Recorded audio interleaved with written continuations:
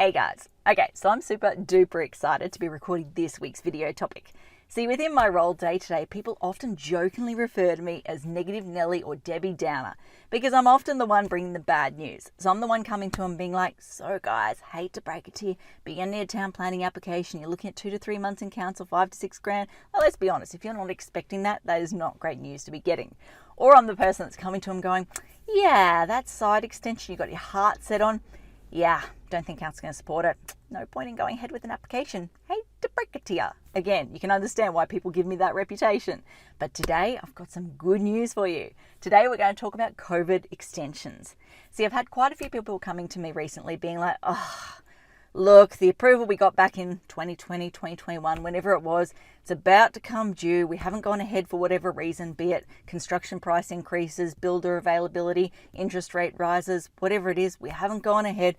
We're going to have to extend. What's it going to cost? And I'm like, have I got some good news for you? You don't need one. And they're like, what do you mean we don't need one? I'm like, yeah, pay attention. So here's the thing. Back in 2020, obviously everyone thought the world was going to implode. The construction industry was going to fall to its knees. So the state government stepped in and they issued 3 separate extensions. Now, the first extension applies in the second half of 2020, and I will throw these dates up on the video when I'm editing it. But this first one was the second half of 2020, the second one was the second half of 2021, and then the third one was the early to mid 2022, I think it was. Yes, that's right. Now, the first one gives you 6 months, second one gives you 6 months, and the third one gives you 12 months.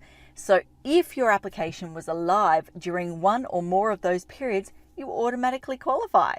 Here's the best part, you can combine them. So if you have an application that was live during the first period and it was also alive in the second period and the third, you could potentially get a whopping 2-year extension on top of what is normally 2 years. 2 things to keep in mind. Firstly, if your approval lapsed before that first extension kicked in, sorry to say, ain't going to help you. Like, your approval is long gone and dead now. Second thing is, if for some reason, I can't imagine a scenario where this would have happened because council in theory should have stopped you.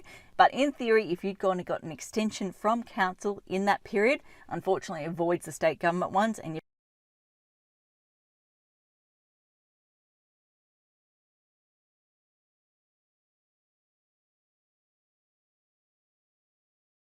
So yeah, long story short, moral of the story is if you've got an approval that you think is about to lapse now, you may not be about to lapse. You've just got to check were you alive during one or more of those periods and then apply that extension period and you may be happy, sitting pretty. Anyway, that covers off everything I want to talk about today. As I always say, until next time, thanks for watching. For all you red tape lovers out there, I have one thing to say. Well, no, actually, I've got 3.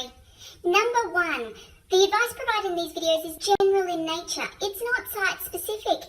You would be a silly Billy to go and make financial decisions based on this advice without first checking with the town planner. Don't be a silly Billy.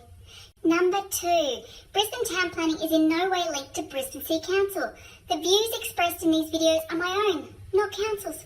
So if you don't like them, blame me, not council. Number 3, what was my number 3? Oh yeah, the views expressed in these videos are accurate at the time of recording. If you're watching this video back 10 years from now, the views may not be so accurate. That's all.